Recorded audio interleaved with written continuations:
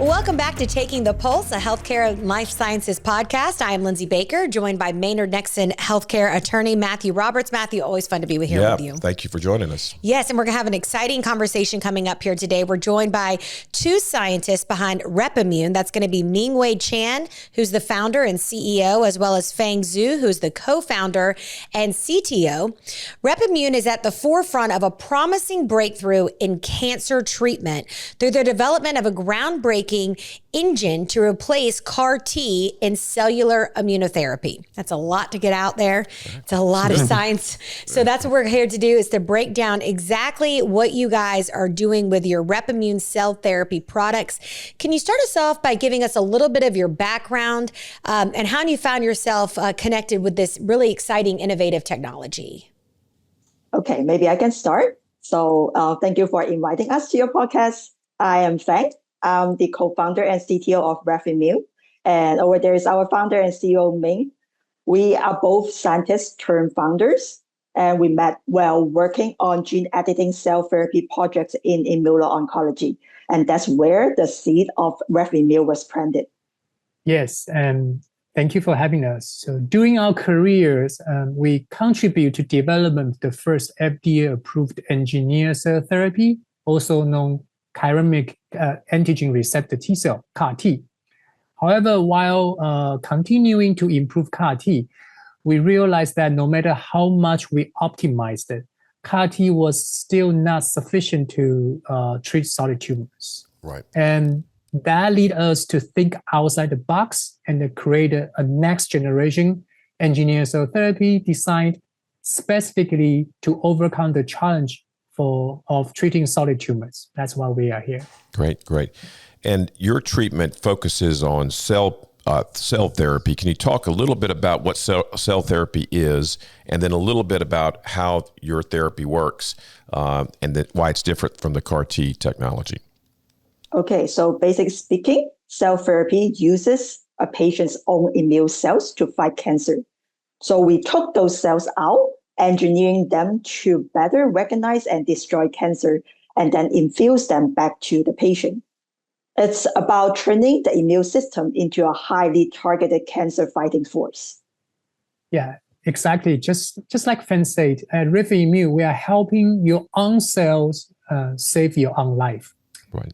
It is like giving your immune system a new set of tools and a clear instruction, so it can finally find and attack the cancer, rather than being confused or shut down by it. And that's really the heart of what we do at RephImmune, helping your own cells become the best fighters they can be. And why we're different to CAR T? Because we, from the ground up, re-engineer everything, how it can drive T cell, how it recognize tumors. So it's a brand new design and brand new construct. Yeah. Can you talk a little bit about the cell collection process and then how the cells are put back into the body? Yeah, it's very typical. We do the leukapheresis. So patient, we have to attract their blood, do the leukapheresis, collect all the red blood cells. And in the lab, we put our lentivirus, which carry our construct. And that virus will get in the red blood cell, integrate into the genome, and make cells stably to express our treatment modalities. And finally, when we grow a cell more enough, and then we transfuse back to patients. So that's the basic concept for CAR T treatment now. So it'd be similar in terms of physical process to a transfusion, a blood transfusion. Yes. Okay. Yes.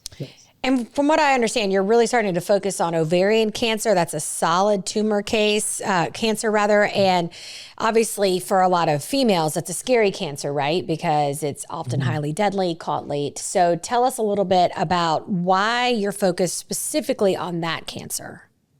So we picked ovarian cancer because it's one of the most challenging solid tumor for women, and it's really devastating. And while conventional cell therapy like CAR T have worked well for blood tumors, they've struggled with solid tumors like ovarian cancer. And that's where our technology, RaceD, make a difference. Just like other engineered cell therapy, we take the patient's own immune cells and we program them. But instead of using conventional design, we use our own design so the cells can locate and attack the tumor more precisely, like giving them a GPS and driver assistant, and survive in the harsh tumor environment. And what sets our technology apart is the synthetic engine that boosts killing power and help the immune system stay functionally young longer. And our race T is built specifically to break through the barriers that stop traditional therapies, giving patients a stronger, smarter way to fight back. Fang, and if this is successful, how long does that take once they get the treatment? We hope it can be like one treatment and done. And then once we infuse the cells back to the patient's body, it can start fighting and will just be with you for all the relapse. Can you guys talk a little bit about why solid tumors are have been historically resistant to cellular or genetic therapy like CAR T? What's been the physical or the scientific issues with solid tumors? Yeah, first of all, from the physical issue, the outside of the solid tumor usually is a very firm and scar tissue, like we call it sarcoma cells, and there's a lot of stroma cells. So there's a lot of region that CAR T hard to penetrate it. And once CAR T or cell therapy finally find a way to penetrate to it, the tumor microenvironment, so basically the neighborhood around the tumor cells are very harsh to immune cells. There are at least two major different types of cell will inhibit cell therapy's functions. So they are gangsters. They know how to gather in together and to fight the good guys. Oh. And finally, when we overcome everything and start to attack cancer cell, cancer's solid tumor usually is heterogeneity, which means each cell looks similar, but they're still different. And sometimes you can hit the major part of it, but there's always a residual maybe able to coming back or to mutate very quickly to escape from your cell therapy. That's a typical problem. So how does your therapy differ from some of the other current treatments for ovarian cancer? I presume there's some genetic therapies that are trying to address this cancer, but how are you different? Yeah, just like Fang described earlier, the one key difference is we utilize bispecific T-cell engager.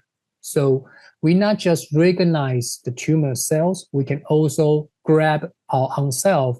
And by doing that, what Fang used the metaphor is the GPS and the autopilot system. It's not just tell where the CAR to go, a T-cell to go, but can also help T-cell to attack cancer cell precisely in the right direction and right distance. So that's the one thing we utilize the successful experience from the treatment called bispecific T-cell engager. And that's how we recognize that. And inside the cell, how we activate T-cell is different to the concept of CAR T. CAR T is all about stimulation. And what we are thinking is, how can we make the stimulation balance? So when we don't need them to activate, we want them to keep quiet and shut down to preserve the energy, right? So all the pathway inside the cells, how we drive the cell are completely different compared to CAR T, and that help us to avoid CAR T science limitation and the CAR T intellectual property limitations. Good, yeah, which is important, obviously. We met you guys in the SCbio DRIVE program. That was done in conjunction with the SCbio DRIVE program. Can you tell us a little bit about how it's helpful to startup companies like yourselves to participate in a program like SCbio DRIVE? So I feel like SCbio is really helpful for early stage biotech company like us, because especially for us, we are both scientists and we don't have much knowledge about like other area of like building stuff. So SCbio provide us a lot of like different resources, connecting us to different mentors like you guys, like teach us a lot of like things that we need to know when we are building a startup. So obviously this provides a lot of promise, guys. What is the next step for your company for RephImmune? What's on the horizon to get this out to the masses? So we are moving our technology to clinical testing. We have seen encouraging results in the lab and are completing the final safety study need to begin our first in-human trial for ovarian cancer. And at the same time, we are building partnership and raising support so we can move quicker to reach more patients who urgently need new options. It's an exciting time. We are not just providing science, we are getting ready to bring it to patients who need it most. And for me, it's even more personal because I have two loved ones affected by ovarian cancer now. So I deeply understand how devastating the cancer keep coming back on them. And so I really, really want to bring this to the clinics. So as a founder, I just want to add that we are still a small company, but with a big ambitions and a clear mission. And if what we are doing resonates with you, and we really warmly invited you to join us, whether it's investing, collaborating, or helping us connect to others. And together, I believe we have the chance to change patients' life, including my loved ones, of course. Right. Well, that's a great answer. You're talking about curing or stopping cancer, which is obviously a globally transformational goal. That's personal, obviously, as we heard. But what are some of the biggest challenges as a startup, as you're on top of the science and you are addressing that in a very groundbreaking way? But what are some of the other big challenges for a company to get off the ground and to get your technology proven and to be able to share it with the rest of the world? Well, I can start a little bit, but I'm sure Finn has a lot of feeling too. So one typical question is, we are in the catch-22 situation, especially the economic situation right now. Especially the engineered therapy has a lot of hope in the beginning, but as we know now that many of them are not very successful in treating solid tumors, so a lot of money investors is not able to see a ideal result. And so that makes us a little bit hard to raise money and by what we have right now. They want us to provide more evidence, especially in human data. However, if we don't have enough funding, how can we deliver that kind of result, right? So it's a typical catch-22 situation. And that's why we try so hard, try to get help, and that links us to SCbio and MassBio, and you guys really are one of the very unique accelerator provide actual help. And no matter it's all the practice and all the participation at the events, really down to the ground, really help us to moving forward. And I think fundraising is, because I'm the founder of company that always falls on my shoulder. And Fem, would you like to share what do you think about challenges? I think I agree with what you say. That's so far the biggest challenge for us, and especially because our company is not a university spin-off. So it's really hard for us to, especially in the current situation, it's hard for us to get non-dilutive funding, research funding, and all those. So yeah, I think but like investors, like VCs, they all want more data. That makes us fall into the catch-22 situation that Ming just said.